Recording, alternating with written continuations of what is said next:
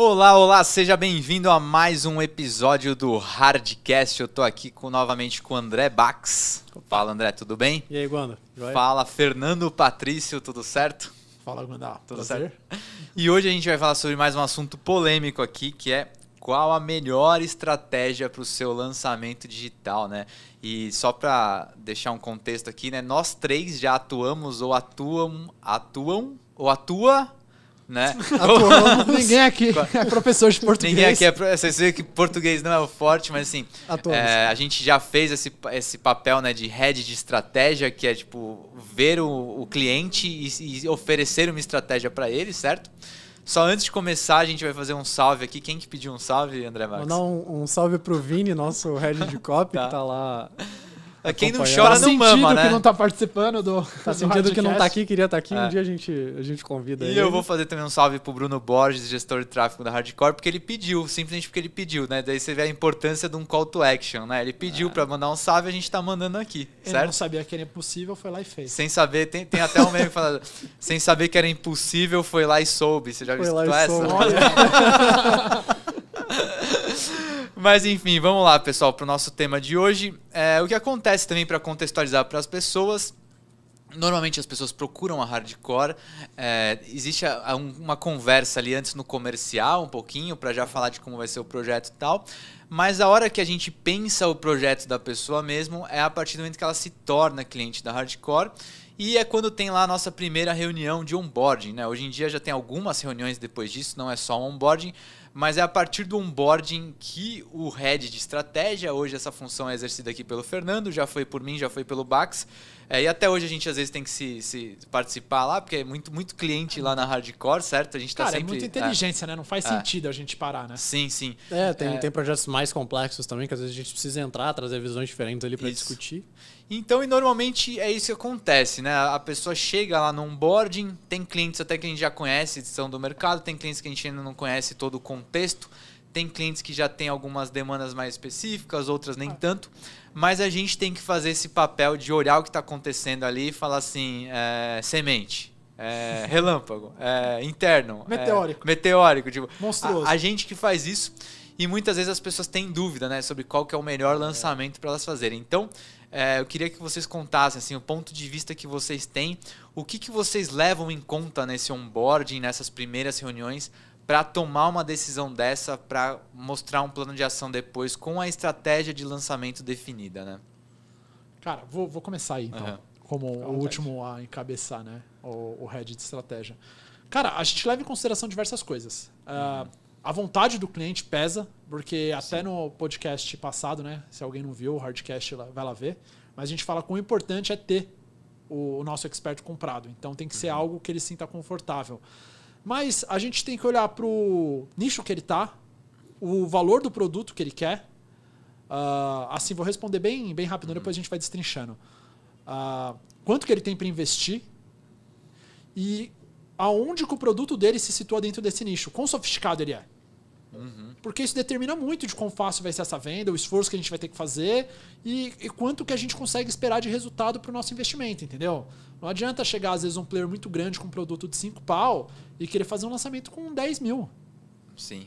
Sabe? Tipo, não quer dizer que a gente não consegue dar 10 ROI, mil reais de tráfego, né? De tráfego, eu tô falando. Não quer dizer que não dá ROI, mas, cara, você vai comprar uma briga, você vai desenvolver toda uma narrativa para fazer só isso.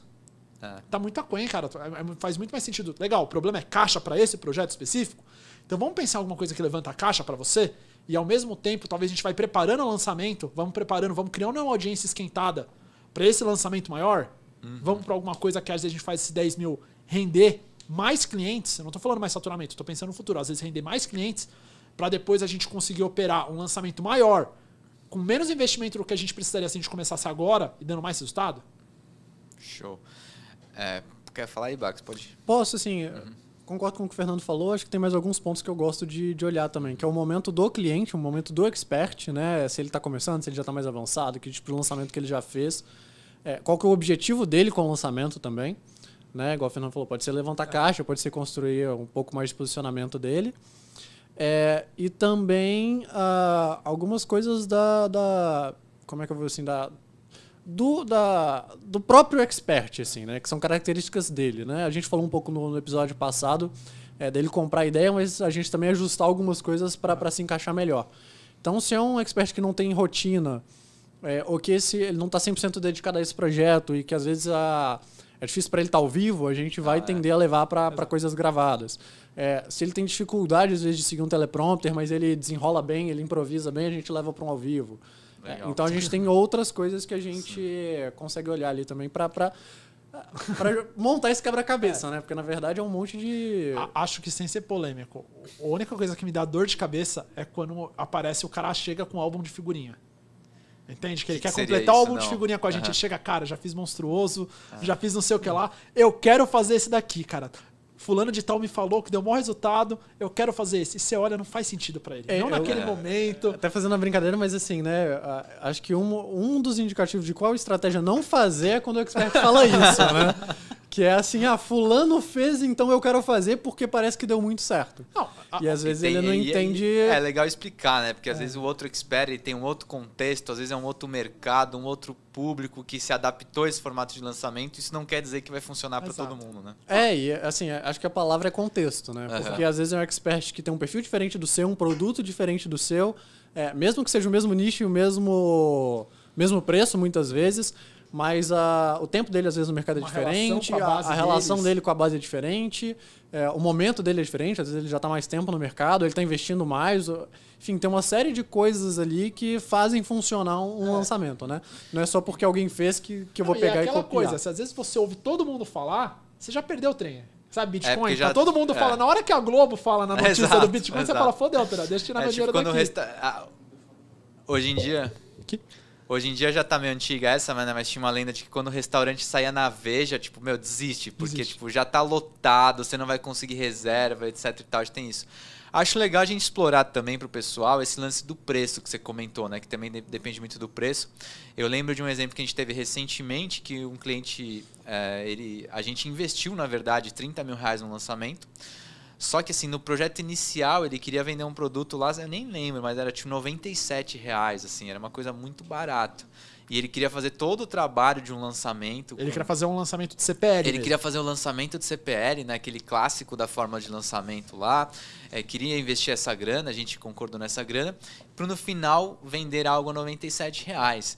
E daí, assim, o primeiro trabalho que a gente mostrou para ele é que matematicamente esse lançamento era inviável. Por quê? Porque o lançamento ele é um funil, certo? Muitas pessoas se interessam lá no começo, menos pessoas vão assistindo.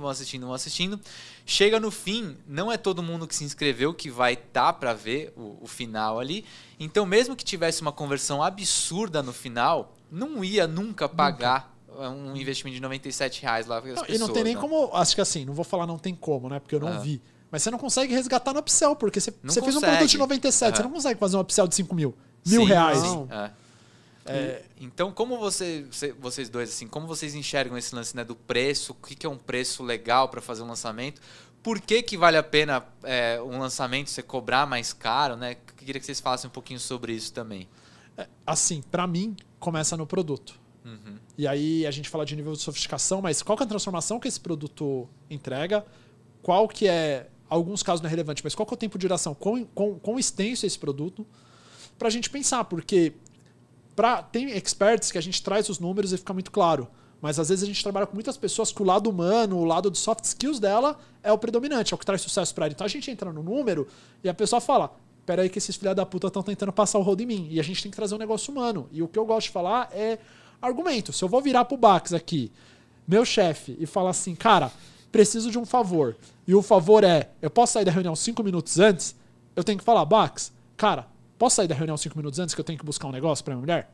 Ele vai falar sim ou vai se foder. Agora, se o mesmo pedido, que é pequeno, eu pra isso, marcar um call com ele, mandar um e-mail, pra que eu vou ter todo esse processo de convencimento pra um negócio que o sim, o espaço que eu preciso é tão curto, entendeu? Eu acho que eu penso nisso no produto. Quando a gente tá falando do preço dele, de quão desenvolvido ele qual que é o tempo que eu penso que esse lead precisa ter pra tomar essa decisão? A CPL não é algo arbitrário. muitas pessoas aprenderam esse conceito de fórmula de lançamento e saem usando sem entender. Eu acho que daí que traz a confusão. Conteúdo de pré-lançamento, né? Então, para quem não conhece, é aquele lançamento que tem aqueles 3 vídeos. As aulas de conteúdo, problema. Então, assim, a ideia desse conteúdo é ir preparando as pessoas, né? Gerando consciência. A ideia do lançamento em si é essa, né? Você trazer muitas pessoas e gerando consciência nelas durante esse tempo para no final elas estarem prontas para receber uma oferta, certo? Acho que é isso, né? Exatamente. E é legal assim, né? Você falou que o lançamento ele é um funil também, né? Apesar de ser temporário, digamos assim. Mas dentro de lançamento a gente tem várias estratégias diferentes e tem algumas coisas que diferenciam muito elas. Por exemplo, um lançamento interno, um possuído, um monstruoso, ele tem uma duração muito mais longa. Né? Então você normalmente está trabalhando pelo menos 15 dias ali de evento com um mês, às vezes, de captação antes, de aquecimento, você fica 45 dias falando sobre aquilo, né? Enquanto um semente, muitas vezes, é uma semana, né? Uma semaninha ali. Se juntar a semana de vendas, às vezes dá 15 dias, né? Mas você começou a captação, fez o evento e vendeu. Quanto mais você estende, né? Mais você filtra e mais você tem a possibilidade de qualificar o público, né? De ensinar alguma coisa, de quebrar a objeção. Só que aí quando a gente traz para essa questão do preço, né? Se você vai trazer um volume de pessoas para passar por um funil mais longo, ou seja, você vai filtrar mais. Você vai ter mais custos com isso. Você vai ter mais custos, vai ter mais esforço. E lá na frente você vende um produto de ticket mais baixo, para isso compensar, o volume tem que ser muito grande. Muito grande. Não, e para mim tem que ter outra oferta alastrada junto. Não faz sentido você preparar tanto a audiência...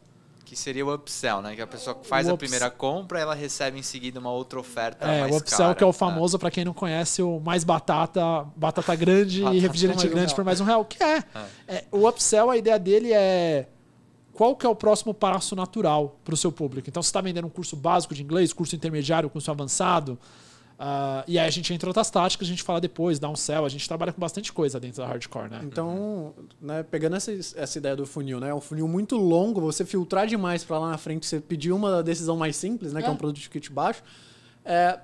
Provavelmente muitas pessoas que tomariam aquela decisão não chegaram lá porque elas cansaram antes.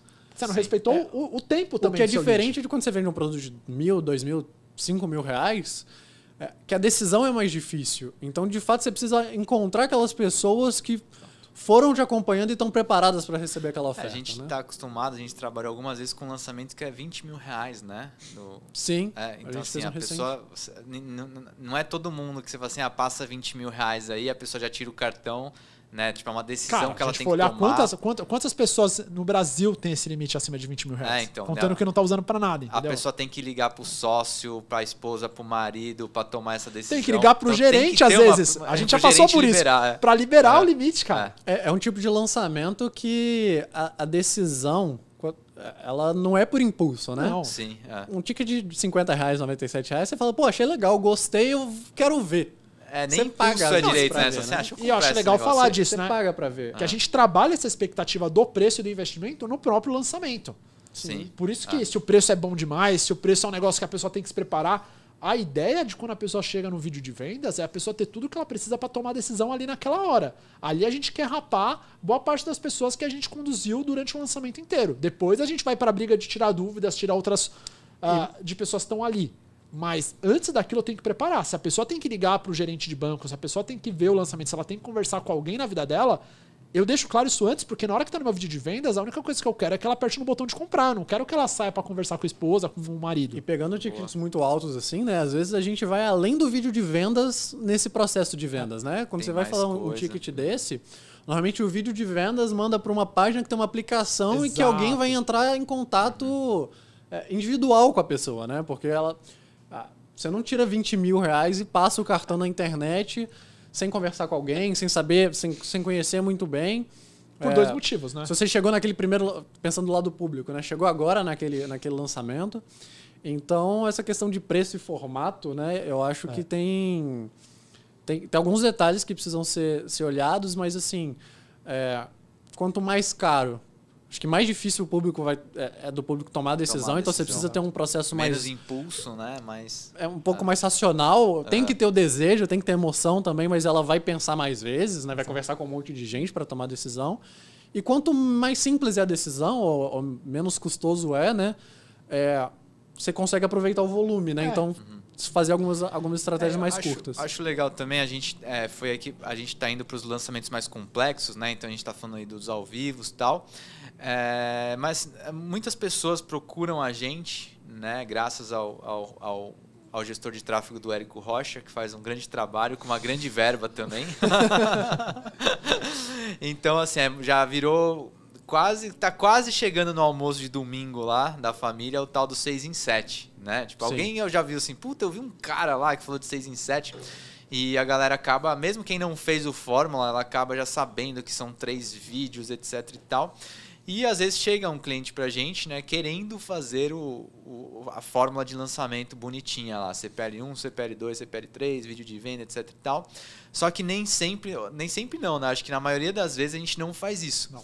A gente só faz um lançamento assim, em casos raros para quem está começando, quando é alguém que já tem muita autoridade, de alguém muito conhecido, que já tem uma autoridade validada. Que vai conseguir trazer volume. Que vai Exato. conseguir trazer volume. Tá alinhado Então, na comunicação, né? Ele sabe o que a audiência dele tipo, quer. o cara já tem tudo ali, ele só não tem um produto. Basicamente é isso, né? Mas normalmente nos outros 99% dos casos não é isso que acontece. A gente faz recomendações mais básicas, mais simples, né? Então, por que a gente faz esse tipo de recomendação mais básica? Qual que é o embasamento por trás disso, Cara, né? A minha opinião é egoísta. A gente faz isso porque a gente quer renovar esse cara.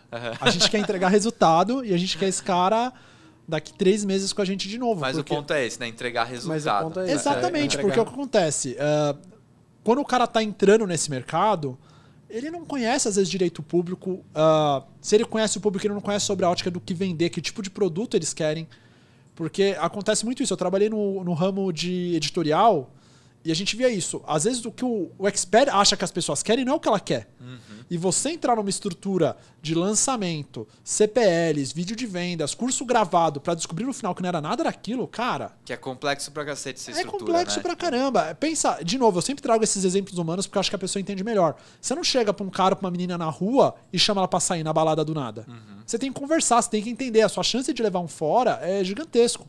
Então a gente tem lançamentos, por exemplo, o Semente, que é o que a gente falou que é em 15 dias, que a ideia inteira do lançamento é qual é a forma mais rápida, mais eficiente, mais lucrativa para validar meu posicionamento, minha audiência e o meu produto. É um lançamento para a gente rodar, às vezes, 1, 2 vezes com essa pessoa para atunar, deixar tudo certinho para falar, beleza, agora a gente alça um voo melhor. Agora a gente já tem ideia do que as pessoas querem com o seu curso, porque o lançamento Semente, ele valida até a entrega do curso. O que elas precisam aprender com você, vamos gravar tudo Muitas e bora. vezes a entrega ao vivo, né, do treinamento. Exatamente, você exercita os outros músculos, né, do vídeo de vendas para gravação para ser mais natural. E você cria também as provas sociais que você não tem, que a gente usa muito durante o lançamento, sabe? Tipo, que depois faz a oferta ficar mais poderosa. exato. Também, né? E você quebra aquele negócio de eu falo que isso dá resultado porque deu resultado pra mim. Não, eu não falo que dá resultado. Isso deu resultado pra mim. Quem fala que dá resultado é fulano, fulano, fulano que fizeram meu método e chegaram nesses resultados aqui. Boa. Peraí. Eu acho que, pegando nisso que o Fernando falou, né, de querer renovar ali, tem que entender também por que às vezes a gente sugere isso, né? A pessoa que está começando agora, ela precisa... Depois a gente pode fazer um episódio, às vezes, falando só dos erros que a gente vê Legal. acontecendo no lançamento, que esse acho que é o principal, assim. O pessoal precisa validar as coisas, né?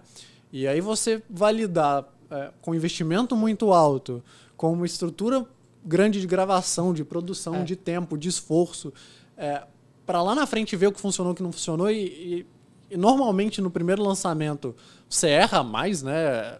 É normal você errar mais. A gente consegue trazer nossa experiência para já cortar esses erros, né? Mas ainda tá sendo validado, né?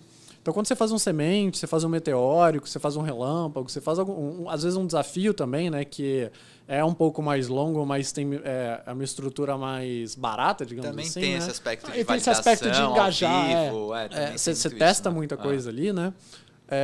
Você está validando, né? Então, se a sua promessa tá alinhada, se o público que você está trazendo de fato o público vai comprar o seu produto, se aquele produto ele vai ter aceitação do mercado, né? Se as coisas vão funcionar, se a oferta tá boa.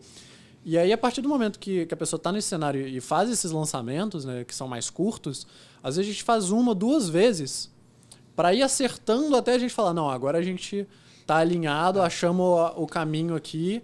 E agora é o trabalho de começar a escalar, de começar a trazer volume e ir para estratégias mais complexas. As pessoas, né? elas não entendem, principalmente quem está entrando no mercado, elas não entendem como as coisas funcionam na base do teste, né? Elas têm muito uma ideia errada de...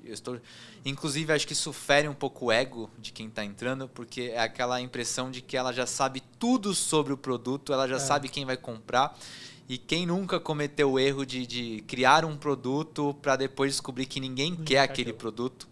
Então eu fico imaginando assim, às vezes a pessoa passa 6 meses fazendo um produto, depois ela vai lá, ela faz a forma de lançamento, ela grava CPL, escreve CPL, qual contrato que seja, para no final falar assim, nossa, não era isso que as pessoas queriam. Né? Então, as pessoas precisam entender que quando a gente fala assim, não, você não está preparado para fazer um lançamento desse porte, é porque assim, é pro seu bem. Né? Cara, eu acho que é duas coisas. A gente só aponta o erro das pessoas na hardcore e a gente tenta blindar eles disso, porque é uma empresa assim que, por exemplo, você olha pro nível de gestão, todo mundo tem muito tempo de mercado. Sim. Então a gente está falando de erros que a gente viu acontecer com a gente ou com amigos, parceiros. A gente viu isso acontecer, a gente sabe como dá errado. A gente vive isso todo dia, né? A gente tá com 20... às vezes eu erro a conta porque passa um dia e entra mais projeto, né? Entra mais projeto. Mas a gente tá com uns 25 projetos agora. A gente tem um projeto hoje mesmo, acho que começa pelo menos um projeto novo. Então assim, a gente tá com uns 25 projetos rodando entre funis e lançamentos. Se a gente for ver, né, esse ano, a gente foi crescendo rápido e chegou a ter 28, agora a gente tá voltando para isso. Então, assim, jogando bem baixo mesmo, porque eu não parei para fazer as contas aqui, mas uns 40 lançamentos a gente fez esse ano. Tranquilo. Então, tranquilo.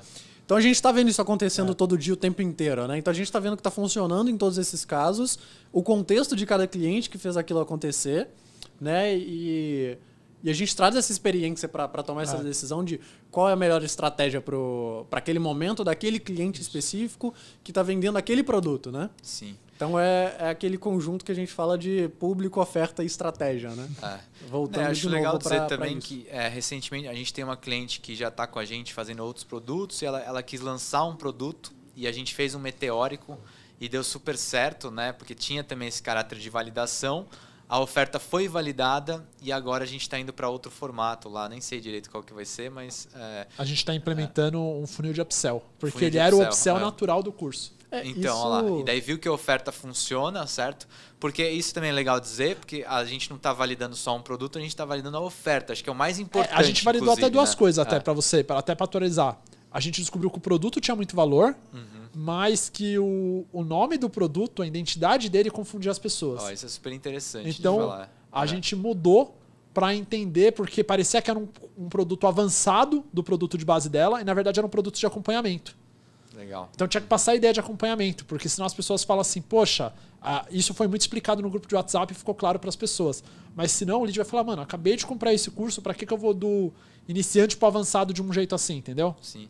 Acho legal também, me veio agora, que, por exemplo, quando você faz um meteórico desse, né? Normalmente, meteórico, para quem não sabe, é aquele lançamento no WhatsApp, né? Que você junta um monte de gente num grupo de WhatsApp ou vários grupos e você faz a oferta ali ao vivo. Geralmente em 3 dias, né? Geralmente em 3 dias. Eu acho uma coisa legal é que hoje em dia, né? Hoje em dia todo lançamento é meio Frankenstein, né? Cada um meio que faz de um jeito. Mas no meteórico clássico lá, os grupos são abertos, né? Então, e você tem a chance de ver ao vivo lá. Exato. É uma coisa que eu falei no episódio passado, que o expert e a equipe tem que ter estômago. Porque você abre ao vivo lá, as pessoas estão lá, chega, o Joaquim da Silva lá, que nem sabe onde tá, e fala assim, tá caro. Cara, eu já tive problema, isso eu não sei se vocês sabiam, mas eu acho que eu fiz o primeiro ou segundo meteórico do país. Acho que as pessoas sabiam numa época, com a ajuda do Renato Moreira, que estava na Mantic na época, não era nem na TIC. Foi ele que trouxe a estratégia e falou, operacionalizar isso daqui. E a gente fazia tudo aberto. Eu acho que hoje em dia só não é aberto porque algum player grande o bastante fez fechado, o mercado inteiro olhou e falou, graças a Deus. Não, é que às vezes o cara é tão grande que ele fez um lançamento com 500 grupos. Exato, como que ele vai abrir 500 grupos? E aí falou que a gente entrou no outro conversa. A pessoa aprende com o erro da pessoa, porque dá trabalho o grupo aberto. Cara, eu já tive grupo que as pessoas estavam... Tipo, acho que todo mundo já teve grupo. Que você acordava, a pessoa esqueceu de fechar o grupo de madrugada, acordava, tinha vídeo pornô, tá ligado? Virou... Eu já passei por isso. Então, cara, acontece um negócio assim, mas dá certo com grupo fechado? Dá. Dá mais certo com grupo fechado com horário para abrir? Dá, porque você traz a ideia da interação, faz as pessoas ficarem com aquela ebulição de aumentar a temperatura. O grupo aberto o tempo inteiro dá mais certo ainda. Mas aí a demanda logística de ter uma equipe para operacionalizar isso tem que ser levado em consideração, é o que a gente pensa, porque senão a gente vai colocar de novo o expert numa posição que ele vai passar. De novo a questão do contexto, né? Assim, quando você pega um expert muito grande que vai estar trabalhando com 400, 500 grupos, se todos fossem abertos e ele tirasse um tempo para entrar lá e responder, a conversão ia ser maior. Só que o esforço que isso ia demandar ia ser tão grande que ia precisar de umas 30 pessoas na equipe. Então, no volume, você compensa a perda que você vai ter de não estar ali interagindo. Mas quando você é pequeno, você consegue aproveitar isso para fazer o contrário, né? Já que são poucos grupos, você tá ali trabalhando com 2, 3, 4, 5, cara, deixa aberto o tempo inteiro. Fica ali, você vai precisar tirar 3 dias para estar ali respondendo as pessoas, dando atenção, quebrando dúvida, tirando objeção. Isso vai fazer a conversão ser alta, né? A gente já fez meteóricos com conversões que chegaram 20, 30, 40%, às vezes até mais. Por causa disso, porque o expert estava lá, estava respondendo um por um, estava tirando todas as dúvidas, estava interagindo no grupo, e na hora que vem todo mundo comprou a ideia, foi respondido, interagiu e a coisa funciona, né? Uma parte legal que eu acho é que a gente está falando aqui muito de teste e validação, e o meteórico, ele te dá a possibilidade de você criar a oferta durante o lançamento. Durante a oferta. Durante a oferta, exatamente, porque assim... você tá lá, você conversou com as pessoas do grupo na terça, você já sentiu o clima, daí na quarta você começa a mostrar a oferta, já começa a surgir umas objeções, então você assim, puta, cara, eu já sei que eu vou precisar de um bônus extra aqui, daí você arruma uma aula ao vivo, uma mentoria, não sei o que lá, quando chega na hora da oferta você já tá preparado, as pessoas já compraram, porque você lidou com a objeção, às vezes antes de dela surgir, você já lidou com ela. E às vezes as pessoas pedem as coisas, né? Então você fala, olha, o produto é esse, o que você vai receber é isso, vai funcionar assim, tem esse bônus. Você abre o grupo para as pessoas conversarem, mas não vai ter tal coisa, você não vai fazer isso, não, se eu entrar eu vou ter aquilo. E aí você pode entrar, vai, tipo assim. Vai, como uma surpresa, conversei aqui com a minha equipe, a gente criou uma mentoria, um bônus, alguma coisa nova para resolver isso porque vocês pediram. E aí você ainda pode usar isso para deixar a estratégia ainda mais forte. Para quem comprar nesse lançamento, porque, né, enfim, você consegue usar isso como recurso. Eu acho que tem muito o telefone sem fio. Então as pessoas vão replicando e tipo, sei lá, o Guano inventou uma estratégia. Daqui 4 meses, tá aprendendo com um fulano de tal que ouviu de não sei o que lá e vai perdendo um pouco da pureza do negócio. Sim. Eu acho que a pessoa, quando ela pensa no meteórico, ela esquece que quando ele surgiu, o meteórico, para existir, tinha que ter 2 razões de existência. Ou um desconto de 30% ou mais, ou um bônus incrível. Não adianta. A técnica funciona por causa desses gatilhos junto com a pressão dos dias, a interação ali. Você tentar comer o prato sem limpar, sem fazer as coisas, de repente você colhe isso. Eu acho que um negócio... Um exemplo, não sei se vocês estavam na SB Cop na época, mas eu lembro porque eu vi de fora. Foi o Albertoni fez um meteórico, cara, que aconteceu um negócio assim, tipo, muito legal. Eles divulgaram, a equipe divulgou um bônus errado. Divulgou um bônus que era, na verdade, um bônus de mentoria, cara. Algo incrivelmente fora do contexto do meteórico. Eu não tava e não fui eu. Mas, cara, eu vi ao vivo eles contornando, falando, tipo... Cara, nem sei se foi de propósito, mas primeiro falaram, galera, erramos, não é isso? E aí a enxurrada de pessoas, porque, tipo, todo Comprei mundo ficou... só por causa desse bônus. Não, pessoal, eu só quero comprar por causa disso. Aí no final do dia eles, beleza, vai rolar esse bônus aqui. E assim, na época eu não tava tão próximo, mas a minha impressão, pelo que eu acompanhei no grupo... Churrada de venda.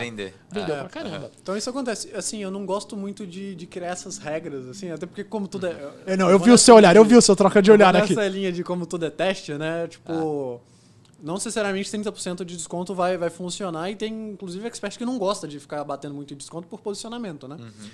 Mas tem os fundamentos que tem que estar ali, né? Não, e por isso que eu falei, desconto, vamos pro bônus. O que torna a sua oferta única pra você estar chamando as pessoas num grupo e mantendo elas ali 3 dias, entendeu? Exato. Não pode ser um negócio que se ele entrar no seu site hoje, clicar em cursos, ele vai ver a mesma coisa, porque a gente falou, eu não sei se foi nesse ou no último episódio, respeita o tempo do seu lead.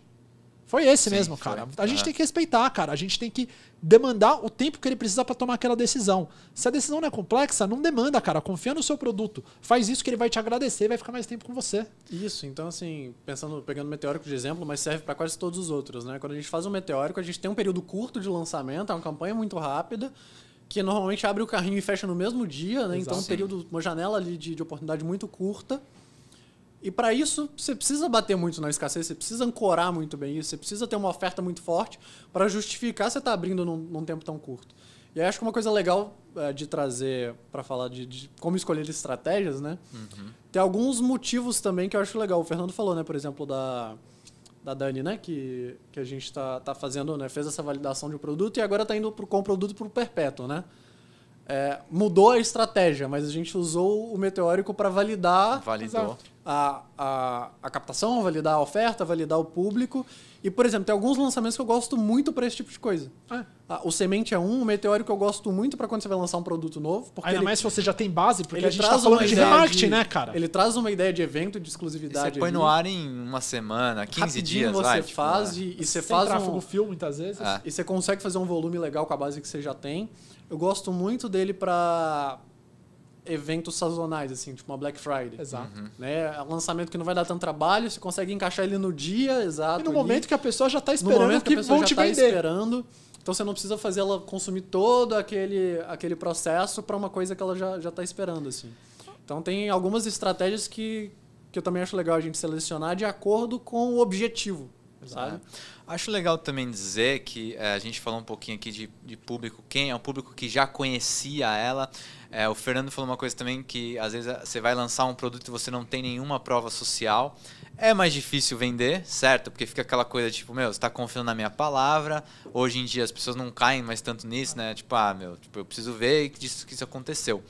E às vezes quando você faz um lançamento menor, por exemplo, um lançamento meteórico para sua base. Esse caso da Dani foi né? Que ela estava falando 90% das pessoas que estavam lá já conheciam ela. Então, tipo, o ambiente também... todo lançamento é meio que um ambiente persuasivo que você está criando lá. É muito melhor você fazer uma validação quando você está falando com pessoas que já te conhecem, né? Que já confiam em você, que já foram transformadas por você. Eu tenho até um dado. Uma vez eu fiz um lançamento com a SB Cop, uma gigante do mercado financeiro aí, com o nome... grego, eu nem sei se é grego aqui. Nome latim. Um nome do latim. Historiador falando. Ah lá, é verdade. E foi engraçado que a gente chegou lá para fazer o lançamento e eles não sabiam muito bem, né, como que ia ser a adesão das pessoas, do público quente. Então, quando fizeram a primeira chamada, lotou assim uns 50 grupos, assim, tipo, pum, numa enxurrada. Só que daí parou meio que nos 50 e eles queriam, tipo, 300, eles queriam 500, assim. E daí o que eles fizeram foi no dia seguinte, já na quarta-feira, já tá meio em cima da hora. A gente já abre o grupo, já. Já tinha aberto, mas né? é o dia que a gente dá as boas-vindas, começa toda aquela já história. tinha feito isso. Daí assim, eles resolveram lotar, trazer mais grupo, então eles fizeram uma chamada pra galera que não era cliente. Lead geral, tipo a caixa de Pandora, assim. Cara, foi absurdo, assim, né? De novo, em uma hora lotou 400 grupos, assim, um negócio, gigantesco. Mas aí você segmentou, né? Pra separar o... Isso, então esse que é o ponto. Daí, só que estava separado, então a gente sabia quais grupos eram quentes, né? Pessoas que já eram clientes, quais grupos eram frios, que nem era tão frio assim, né? Tipo, era um público que já estava numa lista lá, então um público morno, vai. Cara, o que aconteceu foi que os grupos eram abertos, e daí, assim, esses 50 grupos de clientes, cara, eles eram, assim, muito civilizados, tá ligado? Assim, tipo assim, galera interessada no produto, querendo saber o que tinha, etc e tal. Eu já tô imaginando aqui. Os outros 400, cara, tipo assim, teve muito grupo que teve que ser desativado. Porque, assim, era loucura. O que você falou de pornografia. Mas cara, porque o pessoal acha engraçado. Pornografia e falava assim, nossa, grupo errado, desculpa. Tipo, a gente passava por isso. E não sei se a pessoa sabe, mas quando alguém manda no grupo, você não consegue apagar. Não. Tipo, só a pessoa que mandou consegue apagar. Só que a gente chama no privado e fala, apaga. Só que o cara some, o cara vai embora, etc e tal. Ou deixa lá de sacanagem mesmo. Deixa de sacanagem. No volume acontece esse tipo de coisa. Então, e essa empresa é uma empresa que tem muito hater, assim, né? Então tinha muita gente xingando, muita gente falando mal, assim. Isso que era o público morno, de novo, hein? De novo, a gente não tá falando de tráfego frio, eles estavam buscando da base, pessoas se inscreveram para receber e-mail deles. Da base deles. E daí o que aconteceu foi que no dia, na quinta-feira, abriu o carrinho e 95% das vendas vieram desses primeiros 50 grupos. Tipo, então, assim, aquela vontade de fazer uma coisa com grandes proporções, tipo, era simplesmente uma coisa meio... É um pouquinho de métrica de vaidade, 80, né? Tipo assim, 20. não, tem que ter muita gente, eu quero muita gente assistindo, etc e tal. Mas às vezes você nem tá preparado. Esse caso já é um cliente super... não é nosso cliente hoje, tá? Mas assim, já é uma empresa com, N referências, experiência nisso. Mas às vezes pega um expert que está começando e ele já quer uma coisa gigantesca e ele nem está preparado para isso, né? Ele só vai apanhar mesmo, assim, nisso que vai acontecer, né? Enquanto ele pode fazer um ambiente de controle ali com pessoas que já conhecem, que já seguem, e esses podem ser os primeiros clientes, esses podem ser as primeiras provas sociais do produto em si, né? Que é isso que a gente está buscando, né? Para o cara renovar, exatamente como você falou, né? Não, e acho que até quando a gente, só para entrar um pouquinho mais nesse assunto das primeiras vendas, dos primeiros depoimentos, por isso que um negócio, um projeto, uma estratégia como um semente ou um meteórico funciona mais, porque a gente consegue ser mais intimista. Você entra muito mais na história, na validação da história do expert, como eu encontrei essa solução, a gente trabalha um pouco esse storytelling, por quê? Dá tempo para a pessoa se identificar. Quando você começa um negócio, eu não estou falando de digital, você é meio um eu empresário no começo. Você lida com todos os aspectos, você tem contato com tudo, o negócio vai crescendo, você vai se distanciando. É normal, é saudável. O cara está no começo, ele vai ter um acesso aos clientes dele, ele vai conseguir trabalhar com essas pessoas num nível que não é sustentável quando ele tiver um lançamento interno já, num lançamento maior, entendeu?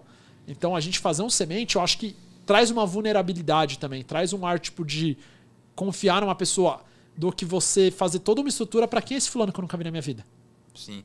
Eu vi o lançamento do Thiago Nigro da Finclass, que era um semente, né? Era um semente. Era um semente, você vê o Thiago Nigro fazendo semente.